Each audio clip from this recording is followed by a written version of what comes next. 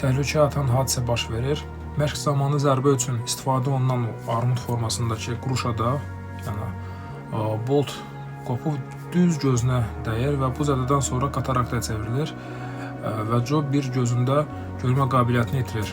Nəhayət, əfsanəvi məşqçi Eddie Futch'la əməkdaşlığa başlayırlar. Futch onun müdafiəsini gücləndirir və uyğun rəqiblər seçməyə kömək edir. 1967-ci ildə Məhəmməd Əli boksdan 3 il yarım uzaqlaşdırılır və Joe titulları ələ keçirərək bütün namizədləri məğlub edir.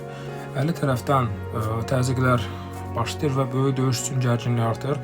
Nəhayət 8 mart 71-ci ildə əsrin döyüşü baş tutur. Çətin və dramatik döyüşdə Joe əlini knockdown salaraq qalib gəlir və xalq onu boksun kralı kimi qəbul edir. 1973-cü ildə qorxulu rəqibi George Fraser'la qarşılaşır. Foreman Joe'nu ikinci raundda 5 dəfə knockdown salaraq məğlub edir və daha sonra Əli və Foreman'la revanş döyüşlərində də